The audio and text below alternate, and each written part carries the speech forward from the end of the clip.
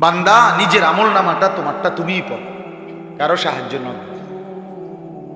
তোমারটা তুমি বুঝ দাও, তোমারটা তুমি পড়ে পড়ে বলো এটা করলা কেন, এটা ছাড়লা কেন। কাফা বিনাফসিকাল ইয়াউমা আলাইকা হাসিবা। আজ তোমার হিসাবের জন্য তুমি যথেষ্ট। তোমার হিসাব তুমি লাগাও, তোমার হিসাব তুমি মিলাও। নাফরমান নিজের আমল নামা দেখবে আর চিৎকার করে বলবে, ইয়া ওয়াইলাতানা মা লিহাদাল কিতাব, হায় আফসুস মাওলা, এটা কেমন আমল নামা আপনি আমার লেখাইলেন, কারে দিয়ে লেখাইলেন। লা ইউগাদিরু সাগীরাতান ওয়ালা কাবীরাতান ইল্লা আহসাহা। এর মধ্যে তো আমার জিন্দেগির ছোট বড় এক সেকেন্ডের কোনো কিছুই লেখা ছাড়া বাকি রাখে নাই। কেমন আমল নামা লেখাইলেন। হাসতে হাসতে বলেছি সেগুলো লিখছে, দুষ্টমি করে বলেছিলাম সেগুলো তো লিখছে, কিচ্ছুই বাদ দেয় নাই, এক সেকেন্ড এক নিঃশ্বাসও না। খোদার কসম বাপ, হাদিস নবীজি বলছেন, মা মিন ইমরিইন নাফাসা ইল্লা কুতিবা। আল্লাহর নবী বলেন, উম্মত তোমাদের প্রতিটি নিঃশ্বাস আমলনামার মধ্যে লেখা, প্রতিটা নিঃশ্বাস পর্যন্ত লেখা। ইম্মা ফি তাআতিন ওয়া ইম্মা ফি মাসিয়াতিন। কোন নিঃশ্বাস নেকি হিসাবে লেখা হয়, কোন নিঃশ্বাস গুনাহ হিসাবে লেখা হয়। গুনাহের কাজ করতে গিয়ে যে নিঃশ্বাস পড়ে সেখানকার নিঃশ্বাসগুলোও গুনাহ, নেক কাজ করতে গিয়ে যে নিঃশ্বাসগুলো পড়ে সেখানকার নিঃশ্বাসগুলোও নেকি। কিছু বাদ যায় না। এক জাররা, একটা মিনিট, একটা সেকেন্ড, একটা পলক, একটা নিঃশ্বাস খোদার কসম আমাদের জীবন থেকে বাদ যাবে, হিসাব থেকে বাদ যাবে। ইয়াউমা তুবলাস সারাইর। আল্লাহ বলছে কিয়ামতের দিন বান্দা তোমার অন্তরের ভিতরের যেই গোপন কথাগুলো, যেগুলো কেউ শুনে নাই, তোমার মনে মনে কত জল্পনা কল্পনা ভালো মন্দ ছিল, আমি আল্লাহ কিয়ামতের দিন সেগুলো তোমার সামনে খুলে দেব। সেগুলোরও হিসাব দিতে হবে।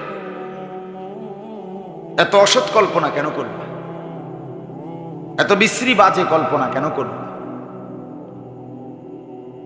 ইয়াউমা তুবলাস সারাইর আফালা ইয়ালামু ইযা বু'সিরা মা ফিল কুবুর ওয়া হুসিলা মা ফিস সুদূর।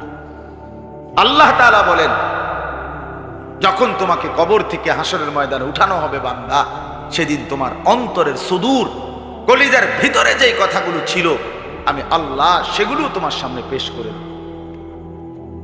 তো সেগুলোর হিসাব দিতে হবে। মা ইয়ালফিজু মিন কাউলিন ইল্লা লাদাইহি রাকিবুন আতীদ। আল্লাহ তাআলা বলেন, বান্দা তোমার জবান দিয়ে যা কিছু বের হইছে আমি সব আলাদা লিখে রাখছি, সেগুলোর হিসাব দিতে হবে। ওয়া শাহিদা আলাইহিম সামউহুম ওয়া আবসারুহুম ওয়া জুলুদুহুম বিমা কানু ইয়ামালুন। আল্লাহ বলেন, কিয়ামতের দিন তোমাদের চোখ, তোমাদের কান, তোমাদের সারা দেহের চামড়া, পুরা বডি, তোমাদের জিন্দেগির যাবতীয় কর্মকাণ্ড সম্পর্কে আমি আল্লাহর সামনে সাক্ষ্য দেব। রোজ বুধবার বিবাড়িয়া জেলা নবীনগর উপজেলাধীন শাহবাজপুর দক্ষিণ মধ্যপাড়া আলহেরা যুব সংগঠনের উদ্যোগে কবরবাসীদের রুহের মাগফিরাত কামনার্থে তৃতীয় বার্ষিক ওয়াজ ও দোয়ার মাহফিলে আল্লাহ তাআলাই আমাদেরকে আসবার বসবার, আল্লাহর জন্যই জমা হওয়ার তৌফিক দান করেছেন। এজন্য সকলেই বলি আলহামদুলিল্লাহ। সবাই মিলে আসলে একটু সময় যদি আমরা সবর করি, একটু সময় যদি চুপ থাকি, তো ভাইয়া সবার জন্য ভালো হবে। আমার জন্য বরকত হবে, আপনাদের জন্য বরকত হবে। এই জন্য নওজোয়ান ছেলে তোমরা যারা দাঁড়িয়ে আছো, কষ্ট করে অল্প একটু সময়ই বসো, সামান্য কিছুক্ষণ সময়। রাত অনেক হয়েছে। নবীনগর উপজেলাটা আসলে অনেক বড়। বাস্তবতা হলো আমি এটা আন্দাজে করতে পারি না যেটা কত বড়, মানে এতটা ভিতরে আমার কাছে অবাক মনে হয়েছে। মানে আমার আইডিয়া ছিল না যে এই এত ভিতরে অঞ্চল কোথায়, এই অঞ্চল বিশাল বড় নবীনগর আসন, যার ফলে দূরত্বটা আন্দাজে করতে পারি নাই, ফলে আমার অনেকটা দেরি হয়ে গেছে। বৃষ্টি বাদলের কারণে সব জায়গায় রাস্তা ভাঙ্গা, এই জন্য আমি নিজেও চাচ্ছি না অনেক রাত করতে। মেহরবানি করে যে কয়জন নওজোয়ান ভাই তোমরা বসছো, আমার অনুরোধ ভাইয়া, ডানে বামে না তাকায়া আল্লাহর ওয়াস্তে অল্প একটু সময় আমরা চেষ্টা করব যেন 12টার ভিতরেই আগেই মুনাজাত হয়ে যায়। মুনাজাত হয়েই গেছে। হযরত মাওলানা মুজাম্মেল হক ফারুকী সাহেব কথা বলেছেন, দোয়া করেছেন। তা আমি অল্প একটু কথাই শুধু বলতে চাই। ছেলেদের কাছে আমি আবারও অনুরোধ করলাম, ভাই কথা বলো না তোমরা, ভাই তোমরা যে দাঁড়ায় আছো, তোমরা যে কতক্ষণই শুনবা বসে শোনো। ওই ছেলে কালো শার্ট, তুমি বুঝো বাংলা কথা? হ্যাঁ যাও, চলে গেলে চলে সরে যাও, সরে গেলে তো কোনো আপত্তি নেই, চোখের আড়ালে চলে গেলে তো কোনো সমস্যা নেই। যে নজরের বাহিরে তারে নিয়ে কোনো টেনশন নেই। কত মানুষ আলহামদুলিল্লাহ ঘরে আছে না, তৈলে অসুবিধা নেই। কিন্তু আমার কথা হলো দাঁড়ানো অবস্থায় না থাইকা বসে শুন, আল্লাহর কথা শুনবার আদব। এই জন্য স্বেচ্ছাসেবক যেই ছেলেরা আছো ভাই, সবাই মিলে কষ্ট করে ডানে বামে সবাই যদি চুপ করায় দেই বরকত হবে। কোরআনুল কারীমের মধ্যে আছে আল্লাহর কথা শুনতে গিয়ে প্রত্যেক মানুষের দিল, কান, চোখ এই তিনটা একত্র করতে হয়। যে তার কান খোলা রাখে, চোখ খোলা রাখে, দিল খোলা রাখে, আল্লাহ তাআলা ওয়াদা দিয়েছেন নিশ্চয়ই আমার কোরআনের মধ্যে তার জন্য উপদেশ আছে। কিন্তু শর্ত হলো মনোযোগ। বদলায় ওই মানুষ আন্তরিকতা নিয়ে শুনে। যে রাসূলুল্লাহ সাল্লাল্লাহু আলাইহি ওয়াসাল্লামের জামানায় কাফেরদের মধ্যে যারা একটু মনোযোগী হয়েছে নবীজির কথাটা শুনতে গিয়ে, আল্লাহ তাআলা তাদের অসংখ্য ব্যক্তিকে হেদায়েতের নূর দিয়ে দিছে। কাফের অথচ কোরআন শুনছে মনোযোগ দিয়ে, তো আল্লাহ তাআলা ঈমান দান করছে। তাহলে এটা তো লক্ষণীয়। বহু সাহাবী কোরআনুল কারীমের তেলাওয়াত শুনে কালেমা পড়ছে। তাইলে যখন কালেমা পড়ে নাই, শুনতেছিল, তখন তো কাফের। কালেমা গ্রহণ করার পরে না মুমিন হয়েছে। তাহলে যখন শুনতেছিল তখন তো কাফের ছিল, কিন্তু আন্তরিকভাবে একটু মনোযোগ দিয়ে খেয়াল করে শুনছে, আল্লাহর পছন্দ হয়েছে, তো আল্লাহ তাআলা কুফরি ব্যক্তি, কাফের ব্যক্তি তাকে হেদায়েত দিয়ে দিয়েছে। এজন্য কোরআনুল কারীমের মধ্যে আছে ফামান ইউরিদিল্লাহু আন ইয়াহদিয়াহু ইয়াশরাহ সাদরাহু লিল ইসলাম। আল্লাহ তাআলা বলেন যে আল্লাহ তাআলা যাকে হেদায়েত দিতে চান, তো আল্লাহই তার অন্তর, বুক, বক্ষ, ভেতরটা ইসলামের জন্য খুলে দেন। তখন সে বুঝতে শিখে, তখন সে বুঝতে শিখে। কত ইহুদি মুসলমান হয়, খ্রিস্টান মুসলমান হয়, হিন্দু বৌদ্ধ মুসলমান হয়। কেমনে হয়? আল্লাহ চান বলে হয়। আল্লাহ যখন চায় তো আল্লাহ তাআলা তার দিলের মধ্যে বুঝ দিয়ে দেয়, অন্তর খুলে দেয়। তখন সে ইসলাম বুঝতে পারে, তখন সে আল্লাহর কোরআন শুনলেই বুঝতে পারে। হিন্দুস্তানের মধ্যে একজন বড় বুজুর্গ ছিলেন, হযরত মাওলানা আতাউল্লাহ শাহ বুখারী রাহমাতুল্লাহ আলাইহি। অনেক বড় জগৎ বিখ্যাত আলেম ছিলেন। তো উনি যখন মজলিসে কোরআন শুনতেন, পড়তেন, বয়ান করতেন, আমরা কিতাবে পড়ছি যে উনি কোরআনুল কারীম যখন তেলাওয়াত করতেন, তখন বিধর্মী ব্যক্তিরা, হিন্দুরা ডানে বামে দাঁড়িয়ে ওনার কোরআনুল কারীম তেলাওয়াত শুনত। যতক্ষণ পড়তেন ততক্ষণ শুনত, কোরআন শুনত। এজন্য ভাই এটা অনেক বড় বদনসিব, দুর্ভাগ্য যে আমার পরিচয় মুসলমান, অথচ আমি আল্লাহর কোরআন যখন পড়া হচ্ছিল তখনও আমার কলিজার মধ্যে এতটুকু অনুভূতি আসে নাই যে আমার চুপ থাকা উচিত। এটা চিন্তা করে দেখে মুসলমানের ওই ছেলের কত বড় মন্দ কপাল, কত বড় দুর্ভাগা। সে তো শুনতেছে যে আল্লাহর কোরআন পড়তেছে, কিন্তু সে এটা জানেও না। এতটুকু বুঝ, এতটুকু আকল, এতটুকু দিমাগ, এহসাস, অনুভূতি, বিবেক নাই যে আমার আল্লাহর কোরআন পড়া হচ্ছে। অথচ কোরআনুল কারীমের মধ্যে আছে আল্লাহ তাআলার সরাসরি হুকুম, ওয়া ইযা কুরিআল কুরআনু ফাসতামিউ লাহু ওয়া আনসিতু। আল্লাহ তাআলা বলেন যখন কোরআন পড়া হয় তো তোমাদের দুইটা কাজ। এক, ফাসতামিউ লাহু, তোমরা কান লাগিয়ে মনোযোগ দিয়ে শোনো, ওয়া আনসিতু, এবং একদম চুপ থাকো। সরাসরি কোরআনের হুকুম, আল্লাহর হুকুম। আমার কোরআন যখন পড়া হয় চুপ থাকো, মনোযোগ দিয়ে শোনো। আল্লাহ বলছেন লাআল্লাকুম তুরহামুন, তাহলে অবশ্যই তোমাদের উপরে আল্লাহর রহমত বর্ষিত হবে। তাহলে কোরআন শুনলে যে চুপ করে, কান লাগিয়ে মনোযোগ দেয়, আল্লাহর ওয়াদা যে ওই ব্যক্তির উপরে রহমত নাজিল হয়। এবার শুনেন কোরআনুল কারীমের মধ্যে আছে ওমান আযলামু মিম্মান যুক্কিরা বিআয়াতি রাব্বি সুম্মা আ'রাযা আনহা। আল্লাহ তাআলা বলেন আমার কোরআন যার সামনে উল্লেখ করা হয় অথচ সে তার থেকে বিমুখ, মনোযোগী না, আল্লাহ তাআলা বলে তার চাইতে বড় জালেম আর কেউ হইতে পারে, তার চাইতে বড় বেয়াদব আর কেউ না, তার চাইতে বড় জালেম, নাফরমান, সীমা লঙ্ঘনকারী আর কেউ না।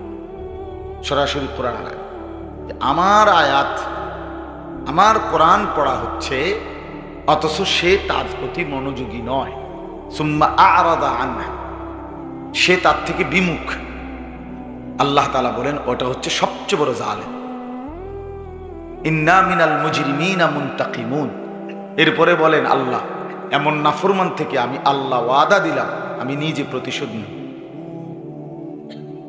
কেমন কথা বলো ভাইয়া? আল্লাহ বলছে তোর থেকে প্রতিশোধ নেব। তুই আমার কোরআনকে অবমূল্যায়ন করলা, মনোযোগ দিলা না, ঠিক আছে, তোমারে আমি দেখেছি, তোমারে দেখেছি। এজন্য কোনো ব্যক্তির উপরে আল্লাহ তাআলার সবচেয়ে বড় গজব কি, আল্লাহর সবচেয়ে বড় অভিশাপ কি? তার ভাতখানা বন্ধ করে দেওয়া না, তার পেশাব পায়খানা বন্ধ করে দেওয়া না, বরং কোনো ব্যক্তির উপরে আল্লাহর সবচেয়ে বড় লানত হলো তাকে আল্লাহ তাআলা আল্লাহর রাস্তা থেকে সরিয়ে দেওয়া। এটা তাফসীরে আছে। ছেলেরা তোমরা বুঝো ভাই, একজন হলে একজন বুঝো, আলাদা মনে রাখবে। যাকে আল্লাহ তাআলা একটার পর একটা নামাজের ওয়াক্ত, কিন্তু এক ওয়াক্ত নামাজ পড়তে দিচ্ছে না, কোনদিন আল্লাহর কোরআন সে পড়তেও পারে না, পড়ার কথা মনেও হয় না। 365 দিনের এক বছরে কোনদিন ফজরের নামাজ যে পড়তে হয় সে জানেও না, কোনদিন তার উঠতেও মন চায় না, মনেই আসে না এটা, বা এটা যে একটা অপরাধ, এটা যে গুনাহ, এই কথাটাও তার জেহেনে নাই, লজ্জাও নাই, শরম নাই। বিশ্বাস করো, আপনারাও বলি, সত্য কথা হলো এইটাই হলো ওর উপরে আল্লাহর সবচেয়ে বড় লানত, তোর উর্ফে খোদার সবচেয়ে বড় গজব যে তোরে আল্লাহ আখিরাত ভুলাই দিছে।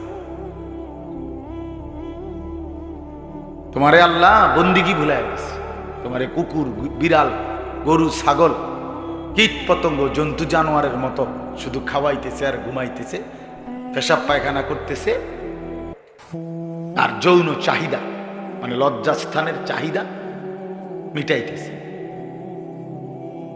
এ তো হাইওয়ান, জানোয়ারের আচরণ।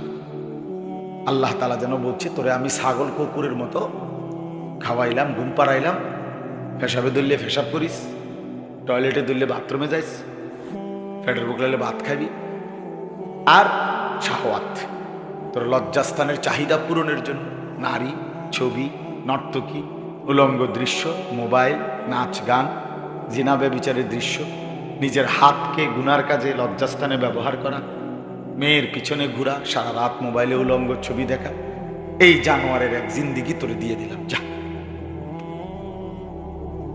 যা না তোরে ছেড়ে দিলাম। কোরআনে আস ولا تكونوا كالذين نسوا الله فأنساهم أنفسهم أولئك هم الفاسقون।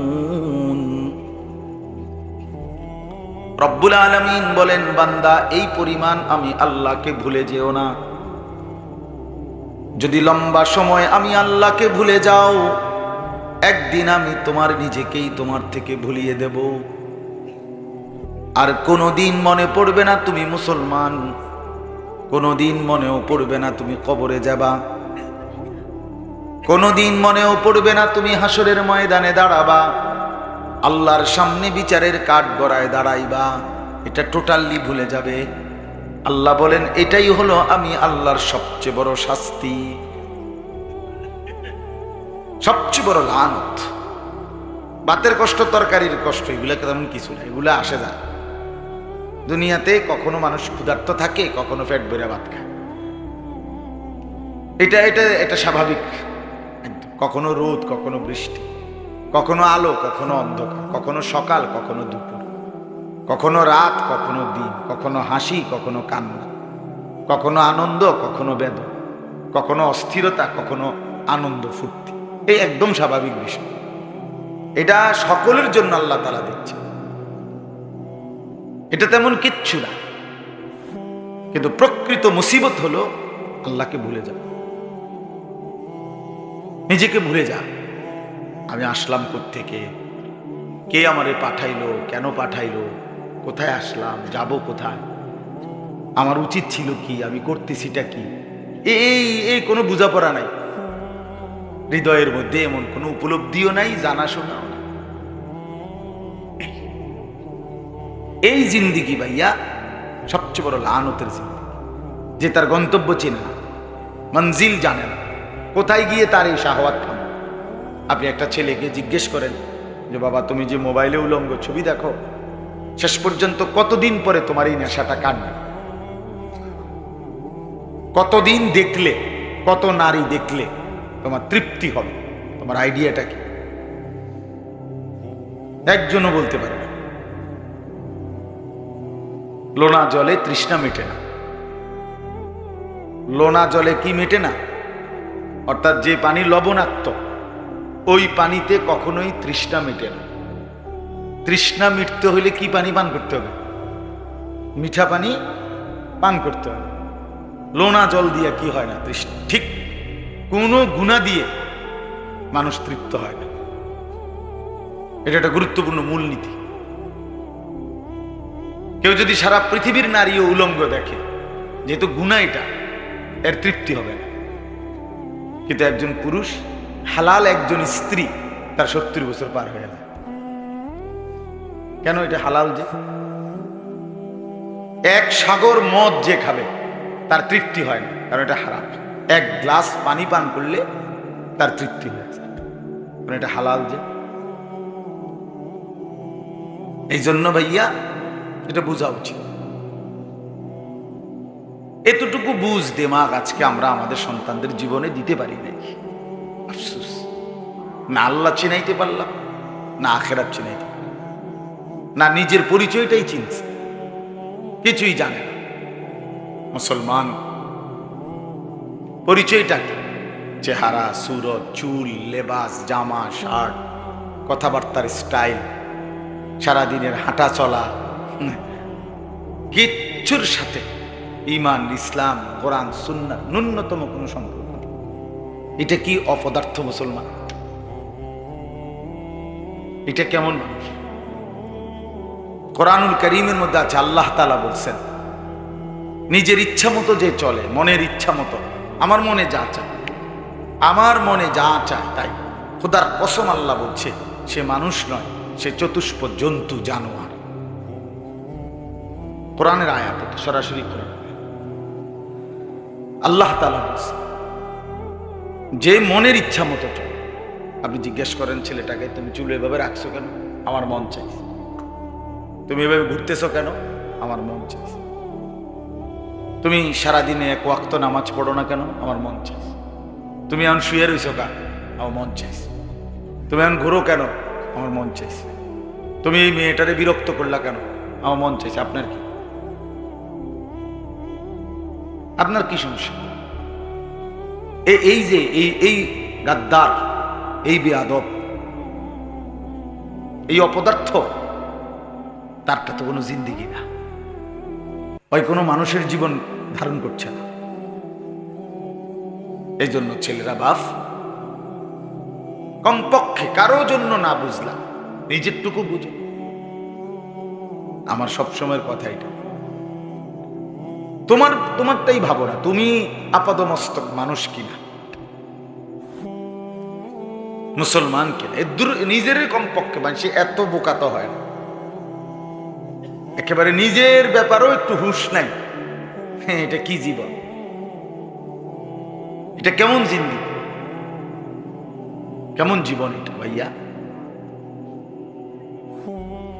আপাদমস্তক আমি কি, কোনো পরিচয় নেই। আমি মুসলমান। তো মুসলমান কি এমন হয়?